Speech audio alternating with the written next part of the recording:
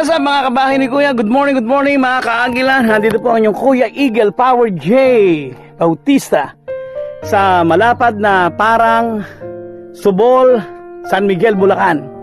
Kami po ay nandito ngayon ng aking mga kasama na si Kuya Tintoy at saka si Kuya Jeremy sa tatlong persona. Ano nga ito? Tatlong persona? Yes. Ito po itatawag lang tatlong persona. Ano bang masasabi mo rito, Kuya Tintoy? May gusto kong sabihin? Banal na bundok na tinatawag sa ngayon. Banal na bundok daw po. Okay, salamat na marami sa sinabi mo ha. Ang ganda lang pala sabihin. Akala ko marami sabihin. Kasi ito po, nakita niyo, yun yung ano. Anong lugar yung Kuya Tintoy kami ngayon? Ito yun na Sibol, baryo na Sibol. Yun po yung baryo Sibol. Ayan, nandito ho kami, napakainit po. Pero napakaganda ho rito sa mga ano po tao, mga panatiko na Katoliko.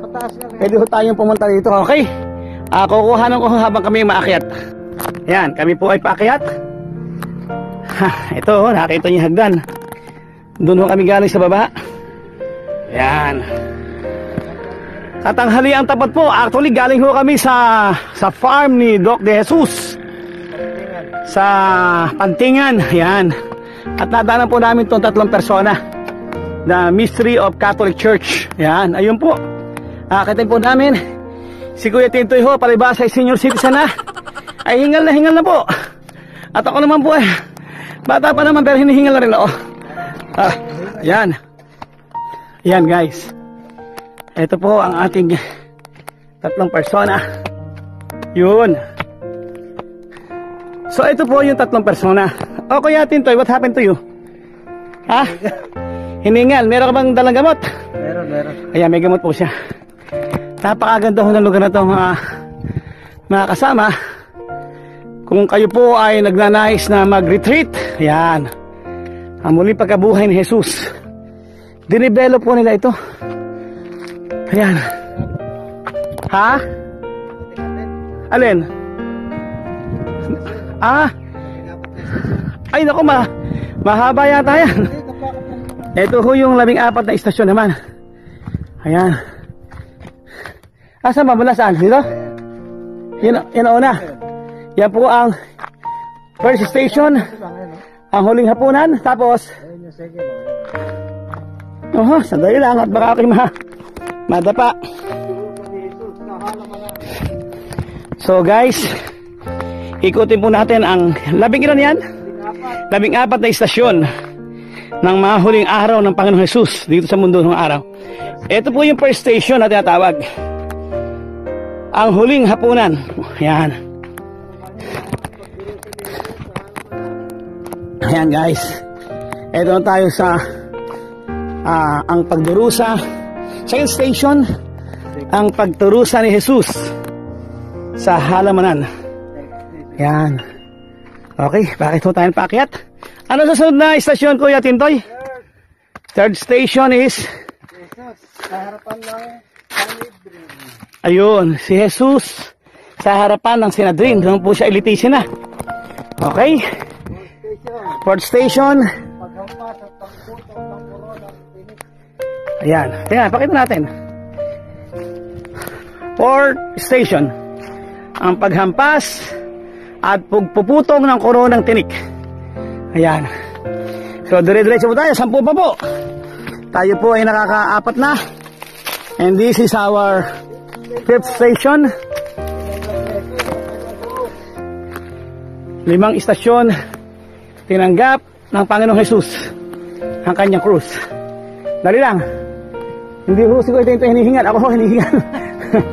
Ayan, okay. Ano susunod? Ang 6. So guys, kung kayo po ay mga deboto Katoliko, pwede ko kayo dito pumunta at manalangin. Ano po? Maganda ho itong lugar. Napakaganda ho, taas ho ng bundok ng San Miguel. Yan. Sa amin na istasyon, si Jesus ay nadapa sa bigat ng krus.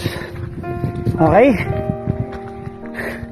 7th station, tinulungan ni Simon si Jesus sa pagpasan ng krus. Yan. Ang ating pong pang-8 istasyon, kung alam po ninyo, ay nasa lubong ni Jesus ang kababaihan ng Jerusalem. Pakitanggal po ito, hindi kasama itong kahoy eh. Oh. Pang matanda raw, tukod mo, pang matanda, sige. Ayan, ito ang 8. Hawakan mo ba? Ayan, ako na nga, ayaw ng matanda. Tungkod, ayan. So ang pang-10 na istasyon mga kapatid ay si Jesus ay ipinako sa krus. Brad, 10, ilang istasyon ba? O kasi ito pa lang ay siyam. Kasi 10. Ayan. O kaya nga, asan yung 10? Nawala yung 10 at saka lamisa. Hindi, nawala. Ayan. Ito naman po mga kapatid ko ang aming 2 istasyon. Si Jesus ay namatay sa krus. This is the 12th station. Okay? Nawala din 13. Dito yung 13 palagay po nung bubagyo. Ayan, dito yan oh. No? Yung 13 po ay nawala rin. Maybe nung bumagyo. At ito na po yung last station. Pang 14. The resurrection from the dead of Jesus Christ, o ang muling pagkabuhay ni Jesus. So ito po mga kapatid ko, no? Kasi we believe the Bible is in the teaching of the Bible that we believe in the doctrine of Trinity. So ito po yung 3 persona, kung nyo makikita, yan 3 persona po. Kaya ngayon again, this is your Kuya Power Eagle Power J Bautista. I am personally inviting you to visit this place. If you want to have some retreat, spiritual retreat, malapit lang naman itong lugar na to. Ito po ay sa San Miguel, Bulacan. Mahabang parang Subol, San Miguel, Bulacan. Ayan. So, bababa na tayo kayo Tintoy. Ayun po yung sasakyan namin sa baba, no? Grabe. Medyo mataas lang, kaya hinihingal po ako. Ayan na, naunang si kayo Tintoy. Ako naman nakatungkod. Tungkod.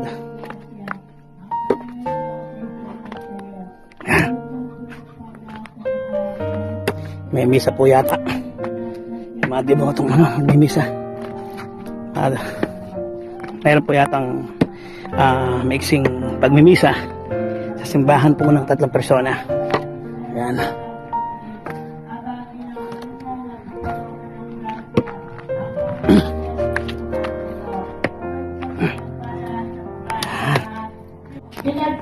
Ito po ang ating kasama na si Jeremy. Nihilot po siya ng mga misyonero dito. Magang-maga daw ang kanyang likod sa lamig.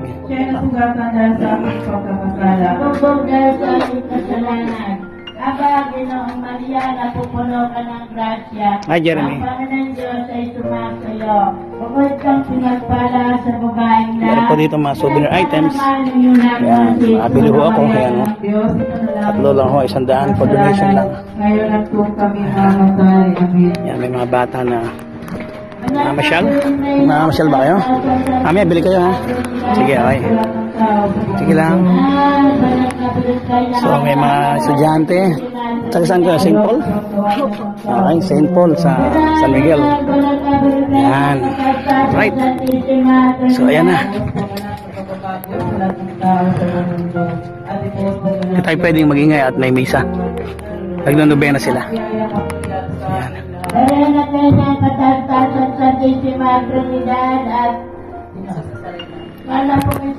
Sa mga hindi po ako nakapag-subscribe sa aking channel, please subscribe sa Power J channel at saka po sa Kuya PJ Vlog.